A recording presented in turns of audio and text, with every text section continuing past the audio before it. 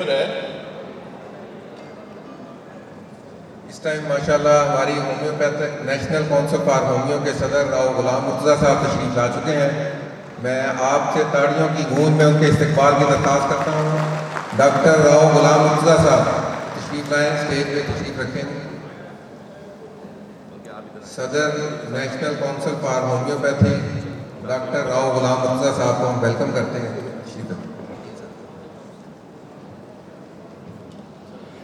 اچھا, تو ہم یہ بات کر رہے تھے کہ کپنگ جو ہے ہجامہ یہ کیا کرتا ہے, increase in T regulatory cells اور ٹی ہیلپر سیل 17 ریشو.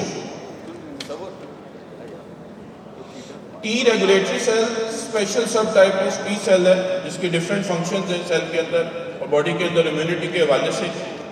تو ہجامہ کیا کرتا ہے, ٹی ریگولیٹری سیل اور ٹی ہیلپر سیل 17 کی ریشو کے اوپر ایفیکٹ کرتا ہے, اس کو یہ انکریز کرتا ہے, اور اس کو انکریز کرنے سے یہ ہوتا ہے کہ پرسن کے اندر امیونولوجیکل ٹولرنس کریٹ ہوتی ہے.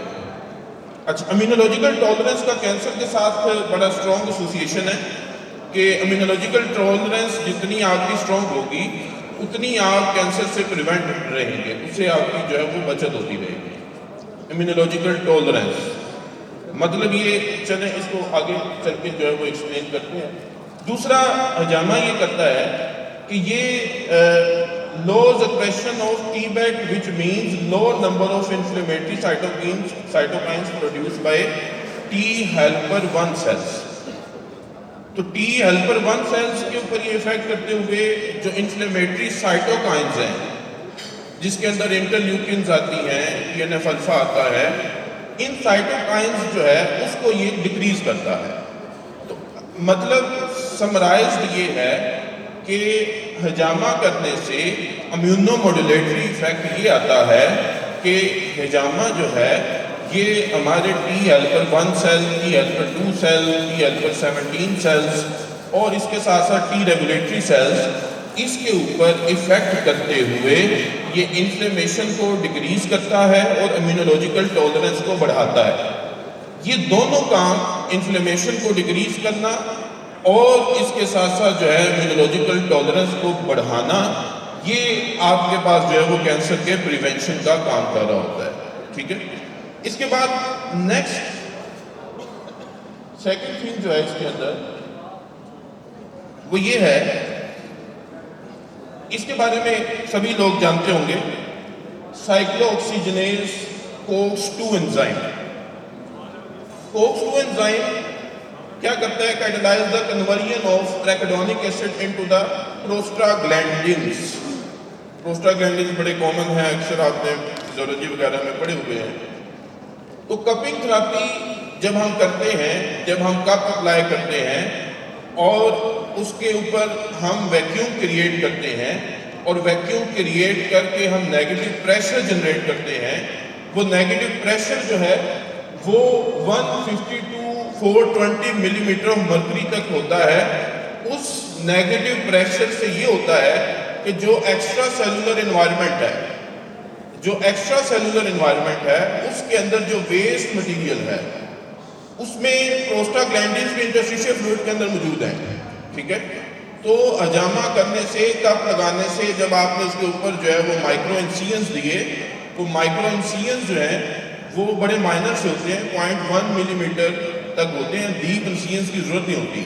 اور ہم نے نہ آرٹری کو جو ہے نا وہ ٹچ کرنا ہے, نہ وین کو ٹچ کرنا ہے, ہم جسٹ کیپلریز کو رپچر کرتے ہیں, جسٹ اسکن بیریئر کو ریموو کرتے ہیں, کیپلریز کو رپچر کرتے ہیں اور نیگیٹو پریشر کریٹ کرتے ہیں, جس کی وجہ سے جو انٹرسٹیشیل فلوئڈ ہے اس کے اندر وہ سبسٹانسز, ایسی چیزیں جو بیماری کا سبب بنتی ہیں, وہ ہم اس نیگیٹو پریشر سے ریموو کر دیتے ہیں اور اس طرح یہ ڈیزیز کی پریونشن میں ہیلپ کر رہا ہوتا ہے. تو یہاں پہ بھی اس ریسرچ پیپر کے اندر بھی انہوں نے یہ ریسرچ کی, انہوں نے دیکھا کہ 60 پیشنٹس کے اوپر یہ جب ویٹ کپنگ اپلائی کی گئی تو ان کے بلڈ کے اندر پروسٹاگلینڈن E2 کا لیول جو ہے وہ موجود تھا, جس کا مطلب یہ ہے کہ یہ ایک طرف تو پین کو کم کر رہا ہے, دوسرا پروسٹاگلینڈن کا ایکسکریشن جو ہے وہ پین کو بھی کم کر رہی ہے.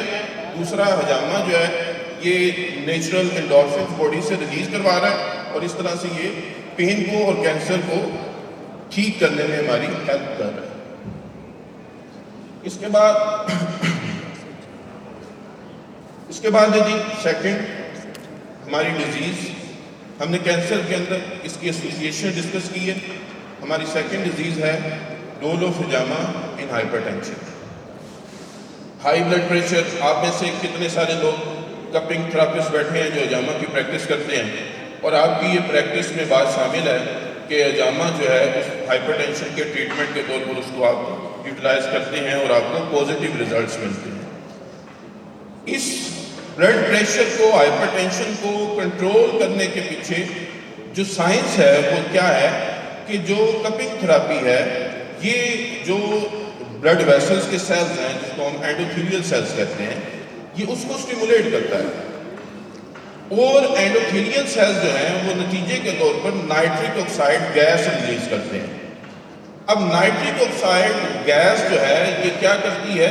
یہ ویزو ڈائلیشن کرتی ہے, یہ ویسکولر ریزسٹنس کو کم کرتی ہے, یہ پلیٹلیٹس کی ایگریگیشن کو روکتی ہے. تو اگر یہ پلیٹلیٹس کو اکٹھا ہونے سے روک رہی ہے تو اس کا مطلب ہے یہ تھرومبس بننے کو بھی روک رہی ہے.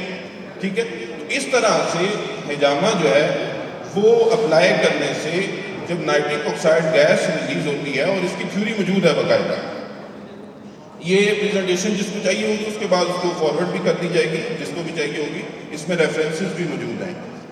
اب ہم بات یہ کر رہے ہیں کہ نائٹرک آکسائڈ کیا کرتی ہے کہ وہ بلڈ سرکولیشن کو انہانس کرتی ہے, ویسکولر ریزسٹنس کو کم کرتی ہے, پلیٹلیٹس کی ایگریگیشن کو روکتی ہے اور اسموتھ مسل کو ریلیکس کرتی ہے. تو مطلب یہ ہے کہ وہ اس کے ریزلٹ کے نتیجے کے طور پر کیا ہے کہ یہ بلڈ پریشر کو ڈیکریز کرنے میں ہیلپ کرتی ہے.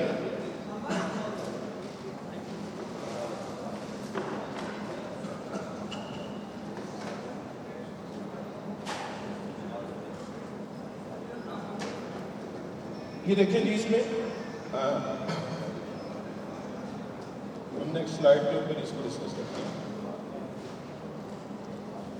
یہ آرجینین امائنو ایسڈ ہے, آکسیجن کے ساتھ ریئیکشن کرتا ہے.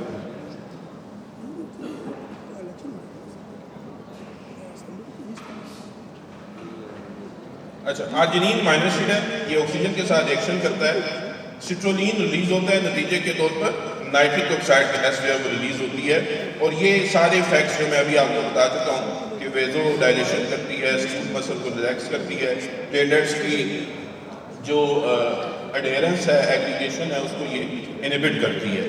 اس کے نتیجے میں ہوتا کیا ہے, اس کے نتیجے میں ویزو ڈائلیشن ہوتی ہے, ویسل پھیلتی ہے, ویسکولر ریزسٹنس کم ہوتی ہے, بلڈ پریشر کم ہوتا ہے, پلیٹلیٹس کی ایگریگیشن جو ہے وہ روکتی ہے اور لیوکوسائڈ کی جو مائگریشن ہے, لیوکوسائڈ نے موو کر کے بلڈ ویسل سے باہر جانا ہے اس کو بھی یہ انہبٹ کر دیا.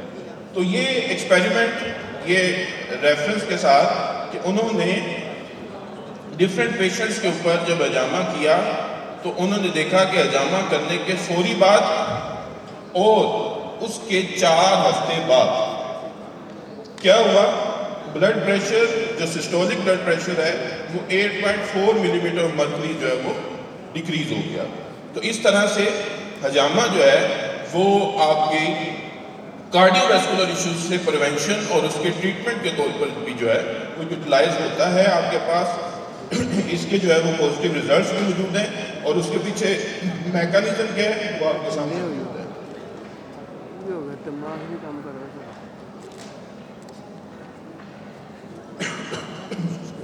لاسٹ کے اندر جو یہ لاسٹ ڈیزیز ہے اس کو ہم ختم کرتے ہیں 3 سے 4 منٹ میں.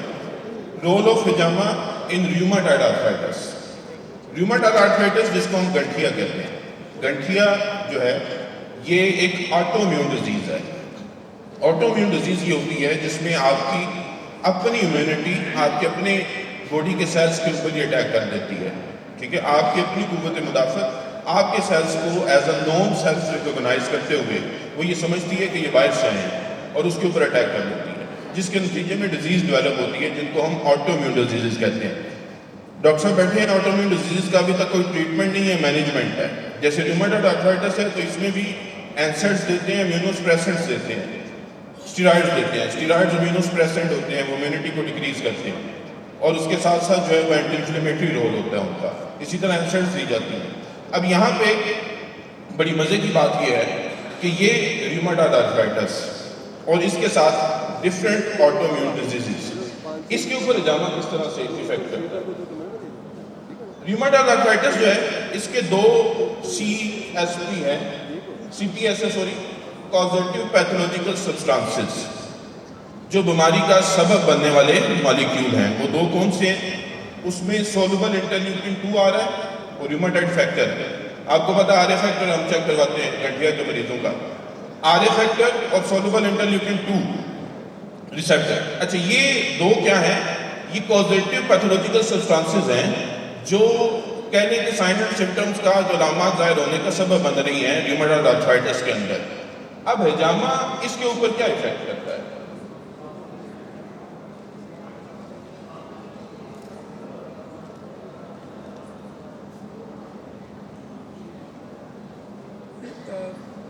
اس میں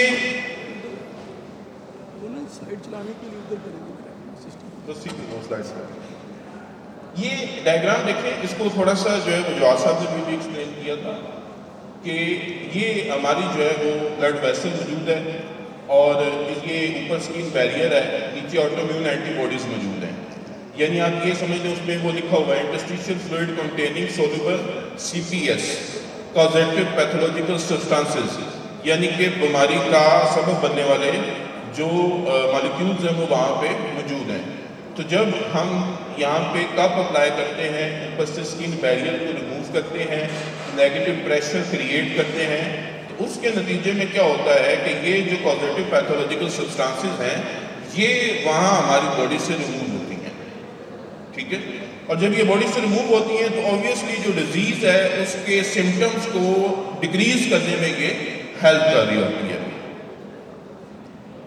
تو یہ ایکسپیریمنٹ انہوں نے کیا اور اس ریسرچ پیپر کے اندر انہوں نے دیکھا کہ جب ہجامہ, اچھا یہ ہربل میڈیسن کے ٹریٹمنٹ کے ساتھ کیا, جب ہجامہ اور ہم نے ہربل میڈیسن کا کمبائنڈ ٹریٹمنٹ کیا تو اس کے نتیجے میں کیا ہوا کہ جو پیشنٹس تھے ان کا ای ایس آر بھی کم ہوا.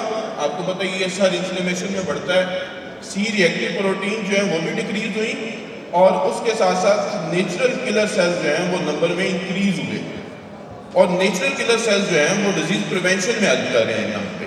ٹھیک ہے, تو ہجامہ کرنے سے سولوبل انٹرلیوکن لیول جو ہے وہ بھی کم ہو رہا ہے, کازیٹیو پیتھولوجیکل سبسٹانس ہے جو بیماری کا سبب بن رہی ہے اس کا لیول بھی کم ہو رہا ہے, پیشنٹ کا ای ایس آر بھی کم ہو رہا ہے, سی ری ایکٹیو پروٹین بھی کم ہو رہی ہے, اور نیچرل کلر سیلز جو ہے وہ نمبر میں انکریز ہو رہے ہیں, اور یہ ساری چیزیں مل کر جو ہے وہ ڈیزیز کو جو ہے وہ کمپنسیٹ کرنے میں ہیلپ کر رہے ہیں.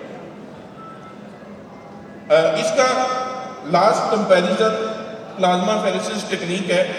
پلازما فیریسس ٹیکنیک ایک ایسی ٹیکنیک ہے جو آٹو امیون ڈیزیزز کے اندر پرفارم کی جاتی ہے, جس میں یہ سمجھ لیں کہ جو پیشنٹ کا پلازما ہے وہ اس میں سے جو یہ پیتھولوجیکل سبسٹانسز ہیں یہ ریموو کی جاتی ہیں.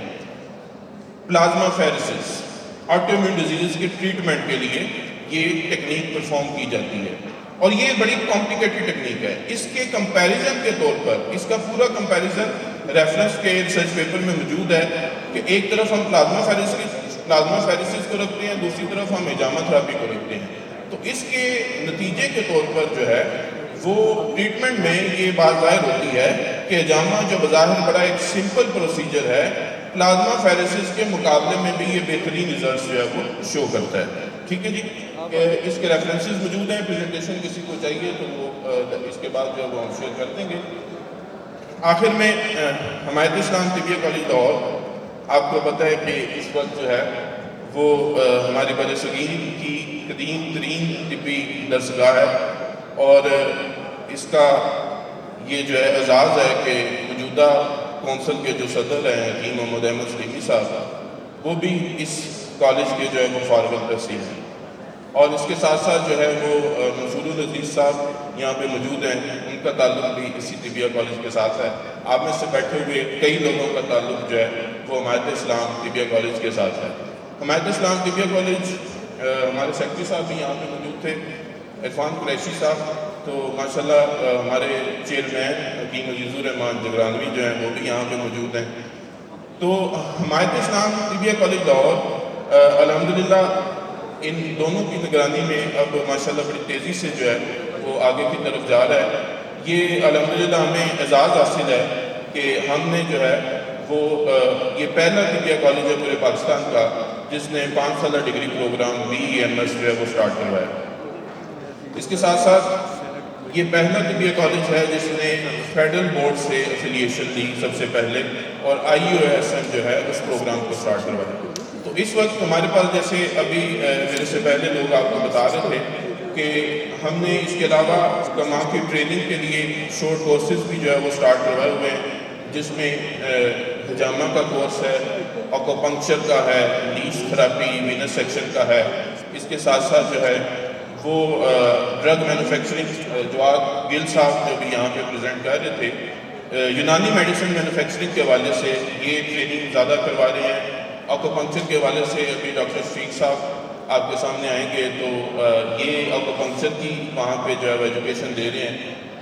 بقاء اللہ صاحب یہاں پہ تشریف فرما ہیں, ان کی پریزنٹیشن بھی آپ سنیں گے وینس سیکشن کے اوپر, لیچ تھراپی کے اوپر. تو وہ بھی الحمدللہ حمایت اسلام طبیہ کالج لاہور کے اندر جو ہے وہ اس وقت اس کی ٹریننگ دے رہے ہیں. تو یہ حمایت اسلام طبیہ کالج لاہور آپ کا اپنا ادارہ ہے, آپ ضرور اس کو جو ہے وہ کبھی وزٹ کیجئے گا. اپنے جو ہمارے پرانے گریجویٹس ہیں ہم ان کو موسٹ ویلکم کرتے ہیں, تو کبھی بھی ہمارے پاس جو ہے وہ ضرور وزٹ کیجئے. ٹھیک ہے جی, تھینک یو سو مچ.